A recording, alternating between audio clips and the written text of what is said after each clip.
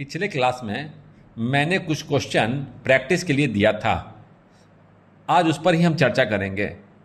Find the value of R L such that maximum power is transfer to the load. Maximum power is transfer to the load. Also find maximum power delivered to load R L. पहले भी ऐसे question पर हम लोग चर्चा कर लिए। जैसे यहाँ बोला, हम लोग क्या करेंगे, पहले थेवेनिन रेजिस्टेंस या equivalent resistance looking from this load, जिसके अक्रॉस कहा गया है, उसके अक्रॉस देखते हुए हम लोग यहाँ से ऐसे देखते हुए इक्विवेलेंट रेजिस्टेंस निकाल लेंगे, या कह सकते हैं कि थेवेनिन रेजिस्टेंस निकाल लेंगे। तो इसके लिए क्या करेंगे, वोल्टेज सोर्स आपका शॉर्ट 3 ओम, इक्विवेलेंट RTH निकालने के लिए, इक्विवेलेंट रेजिस्टेंस निकालने के लिए हम सर्किट खींच रहे हैं 3 ओम, अब 2 ओम, 1 ओम।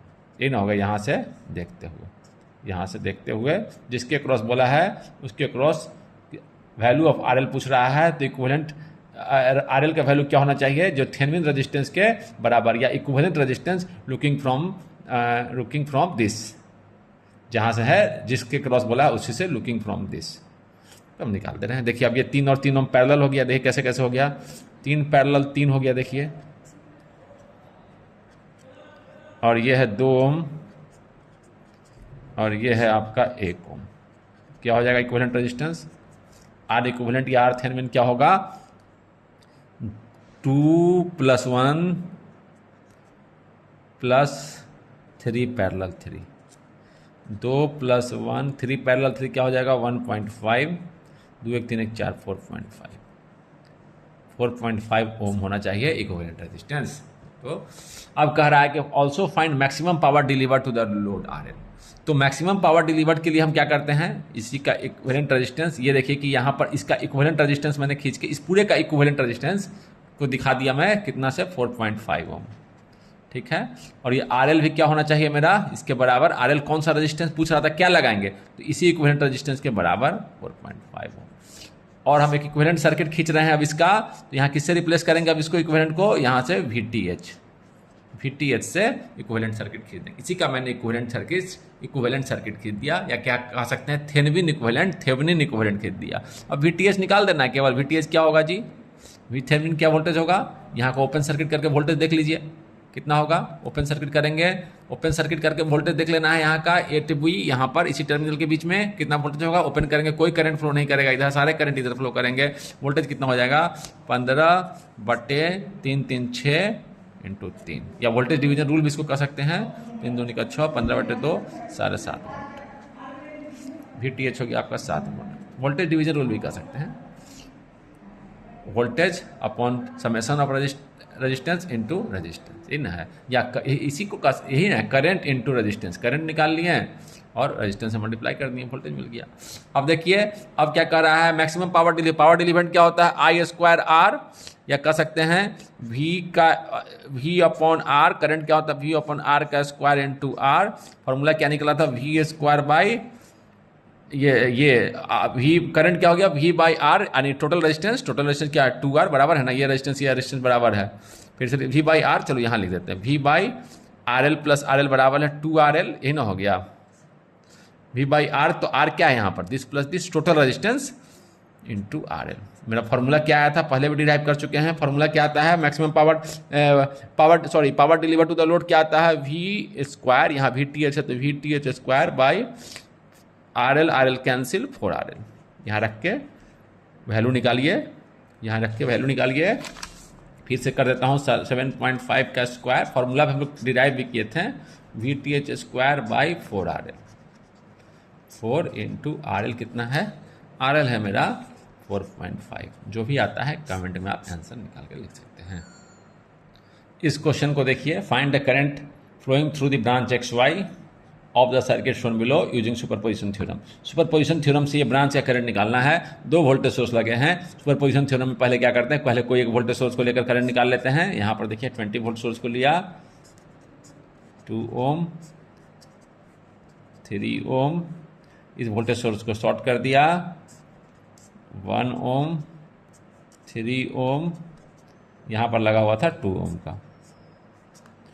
अब क्या करना है मुझे, करंट इस ब्रांच का निकालना है, इसके चलते हैं। तो क्या करेंगे, पहले हम क्या करते हैं, इक्विवेलेंट करंट निकाल लेते हैं, कितना करंट बैटरी दे रहा है, कितना करंट बैटरी से जा रहा है, और फिर निकालेंगे इस ब्रांच में कितना करंट जाएगा। यही करते हैं, कर लेते हैं।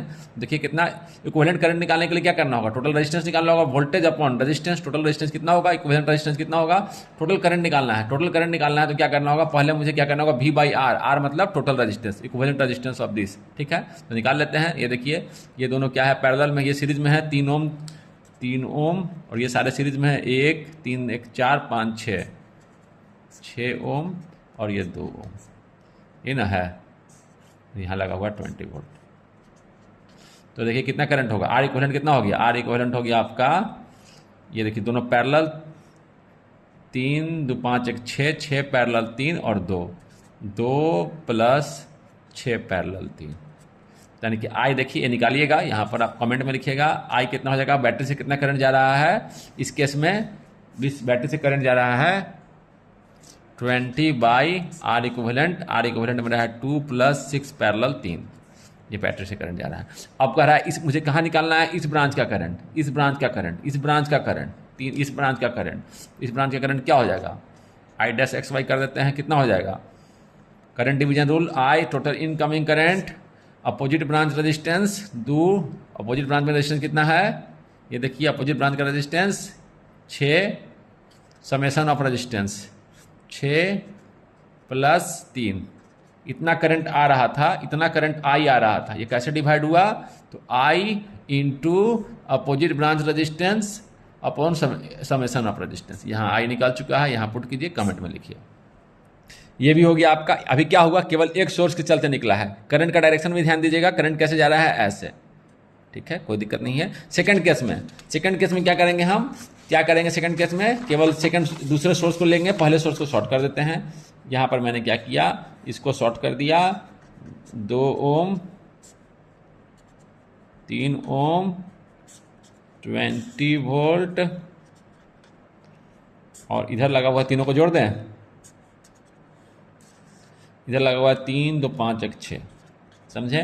फिर से टोटल करंट निकालना है, हाँ ये टोटल करंट ऐसे जा रहा है, 2 पार्ट में बट रहा है, टोटल करंट कितना हो गया, बैटरी से कितना करंट जा रहा है, और वही करंट 3 ओम से जा रहा है, यही टोटल जो बैटरी से करंट निकल रहा है ये होके जा रहा है, ठीक है, अच्छी बात है।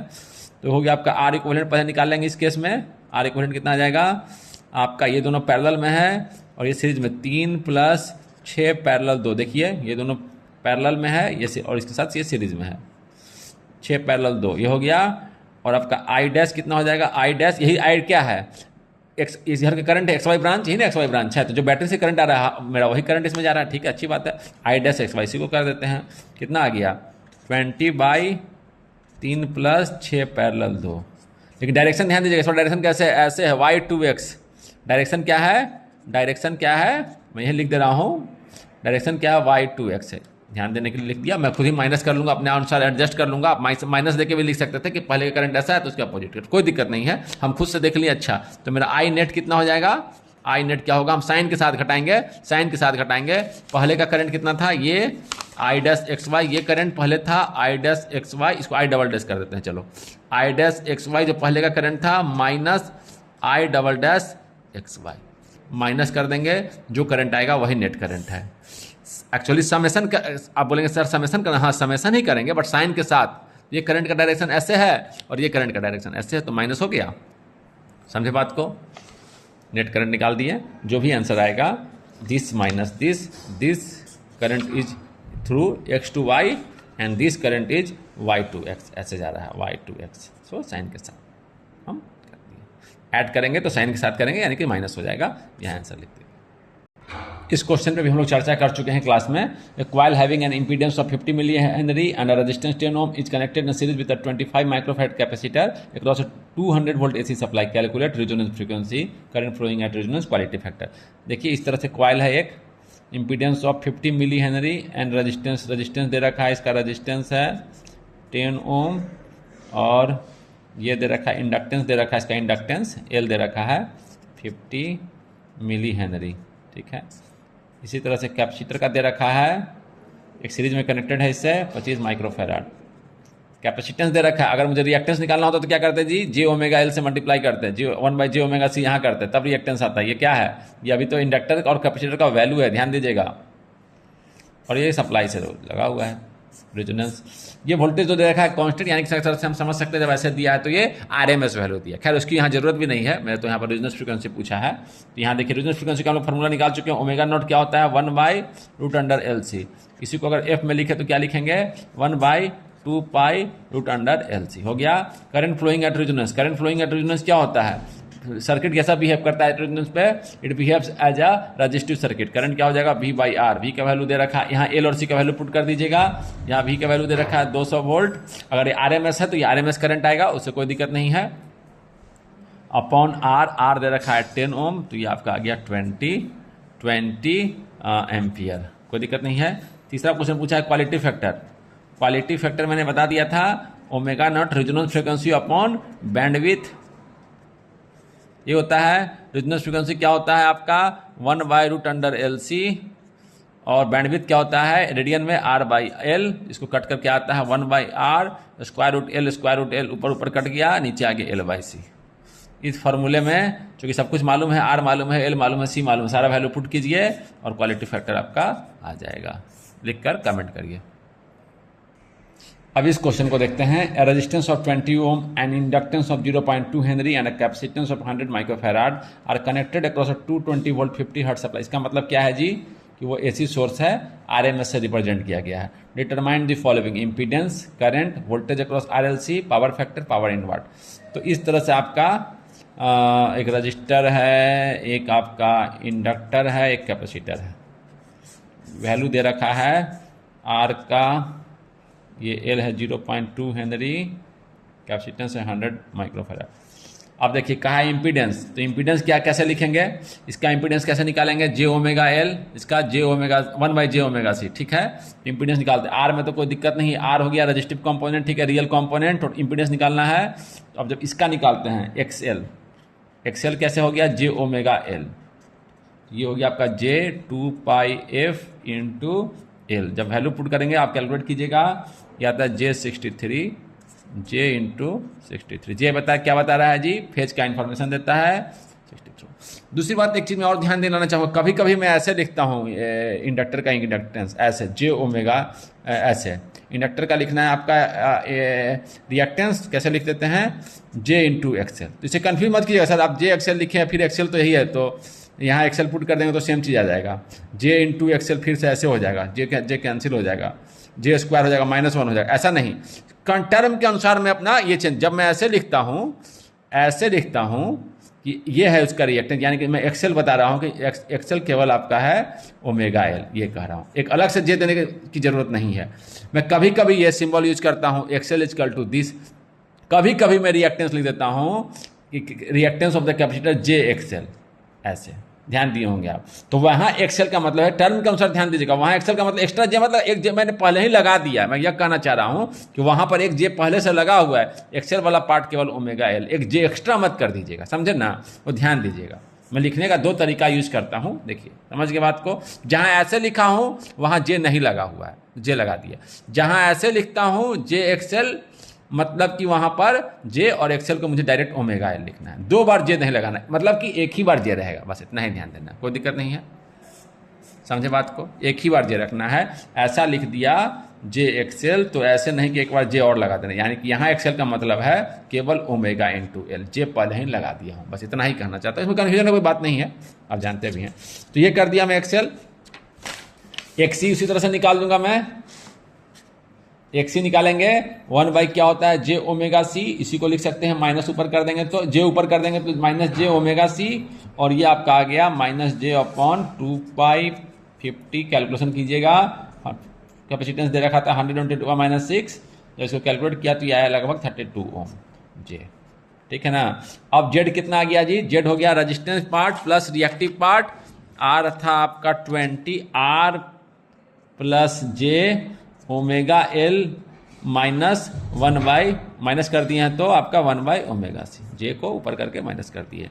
ये कितना आ गया R 20 + j⍵L का वैल्यू कितना आया था, J बाहर निकाल दिए है ना, J है, J यहाँ और इसमें J यहाँ, ठीक है ना, ये J बाहर है। J आपका ⍵L आया था 63 -1/ω_C आया 32, यहाँ पुट कर दिए। ये आपका आ गया J 31 था, 32, तो ये आपका आ गया 20 प्लस जे इंटू 30, माइनस करके देखिएगा 31 ओम। अब अगर ये जेड तो आ गया, एक कैसे आया है, एक रेक्टेंगुलर फॉर्म में आया है, चाहे तो आप जे का मैग्नीट्यूड, खैर लिखा नहीं क्वेश्चन में नहीं, लेकिन हाँ तो इम्पीडेंस आप ऐसे या जे का मैग्नीट्यूड निकालेंगे तो हम 20 स्क्वायर प्लस 31 का स्क्वायर, ये आपका आएगा, देख लीजिएगा करके 37 ओम। ये आपका इस फॉर्म में भी लिख सकते हैं या इस फॉर्म में भी लिख सकते हैं, ठीक है। तो आपका इस फॉर्म में लिखेंगे तो फेज का इन्फॉर्मेशन क्या निकालेंगे, ऐसे दिखते हैं ना पोलर फॉर्म में, 37 at an angle of tan inverse, polar form में imaginary part upon real part, ऐसे लिख सकते हैं, ठीक है ना, पोलर फॉर्म। तो ठीक है, अब पूछ दिया करंट बोला नहीं, रेक्टेंगुलर फॉर्म में किया, तो करंट जैसे ही बोला है तो हम क्या करेंगे, सीधे सीधे आरएमएस वैल्यू ही निकाल दीजिए। आरएमएस में तो कोई दिक्कत ही नहीं है, आई क्या हो जाएगा, V upon magnitude of Z. जैसे ही आरएमएस निकाला, यानी कि मैं क्या कर रहा हूँ, सारा वो इन्फॉर्मेशन नहीं दे रहा हूँ, फेज का इन्फॉर्मेशन यहाँ नहीं दे रहा हूँ, सीधे सीधे वी बाई जेड कर दिया। कितना आ गया, वी आपका 200 कितना था 20, और जेड का मैग्नीट्यूड कितना आया है, जेड का मैग्नीट्यूड 37, 6 लगभग आएगा, देख लीजिएगा 6 एम्पियर, ठीक है, निकाल लीजिएगा। उसी तरह से आपका वी आर पूछा है, मैं केवल वोल्टेज लिख रहा हूँ, voltage across R L C, phase का इन्फॉर्मेशन नहीं दे रहा हूँ, तो क्या करूँगा, I into magnitude of XL, capacitance sorry V R है तो आई इंटू आर कर देंगे, 6 इंटू आर कितना है 20, आंसर लिख लीजिएगा। वी एल है तो क्या लिखेंगे, I into magnitude of XL, magnitude of XL क्या है आपका ओमेगा 63, आई इंटू 63, ये आपका आ जाएगा 6 इंटू 63, लिख दीजिएगा। वी सी क्या हो जाएगा, आई इंटू, देखिए जे हटाने का मतलब क्या है कि आप फेज का सीधे सीधे मैग्नीट्यूड लिखे जा रहे हैं, वोल्टेज का मैग्नीट्यूड, वोल्टेज का मैग्नीट्यूड, समझ गए बात को। आई इंटू एक्सी कितना है मेरा, एक्सी आया था आपका J32, केवल मैं मैग्नीट्यूड लिखे जा रहा हूँ, ठीक है, कर दीजिएगा। अब क्या पूछा है, पावर फैक्टर क्या होता है, cos of phi, where phi is the phase difference between current and voltage. तो जो करंट और वोल्टेज का जो फेज का डिफरेंस होगा यहाँ पर, वो ये उसका कारण क्या है, यह जेड, या जेड के कारण ही फेज का डिफरेंस होता है, तो जेड से ही हम आसानी से निकाल सकते हैं। जो जेड में आया है वही फाई आएगा, करंट जो जेड में का फाई है, जो जेड का फाई यहाँ निकालेंगे हम लोग, वही फाई होगा करंट और वोल्टेज के बीच में। तो यहाँ से फाई निकाल लेते हैं, फाई कितना हो जाएगा, फाई हो जाएगा आपका, फाई क्या हो जाएगा, फाई हो जाएगा आपका, फाई कॉस फाई क्या हो जाएगा, कॉस फाई क्या होता है, ये देखिए फिर से ट्रायंगल खींच देते हैं, कॉस फाई ही पहले निकाल लेते हैं। ये ट्रायंगल क्या, ये आर है, ये क्या है आपका एक्स है, कॉस फाई क्या हो जाएगा, कॉस फाई क्या होता है, theta equal to B by H, H क्या है, ये मैग्नीट्यूड ऑफ जेड है, मैग्नीट्यूड ऑफ जेड, यानी कि आर कितना है आपका 20 और जेड कितना है, जेड का मैग्नीट्यूड कितना आया है 37, कॉस फाई, पावर फैक्टर निकल गया, समझे बात को, cos phi R by Z, याद रखने की जरूरत नहीं है। अब बोला क्या, पावर इन वाट यानी रियल पावर, एक्टिव पावर इसी को बोलते हैं, यानी कि ये पावर निकालना है तो ये अगर आप पावर ट्रायंगल देखें तो ये पावर v इंटू आई, ये power V I cos phi और ये power V I sine phi, यही ना होता है। तो या तो यहाँ आप ऐसे निकाल सकते हैं, ये कॉस फाई ये है, कॉस फाई वी आई, जैसे कंपोनेंट लेते हैं V I cos phi, X component V I sine phi, Y component, तो पावर इन वाट क्या हो जाएगा, वी आई कॉस फाई, ये वी मालूम है कितना था, वी था दे रखा था 220 वोल्ट, आई निकाले हैं लगभग 6 और कॉस फाई है 20/37।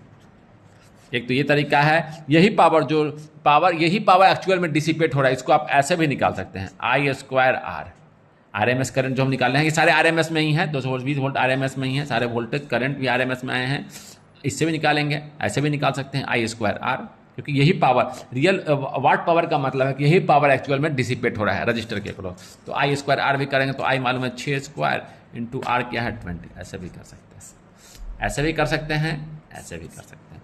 तो ये आप बनाइएगा और इसका आंसर निकालकर कमेंट में दोनों तरीके से निकालकर एग्जैक्ट वैल्यू, मैंने आप पूरा वैल्यू खुद से निकालिएगा, सारा वैल्यू एग्जैक्ट और कैलकुलेशन कर उसका आंसर कमेंट में लिखिएगा।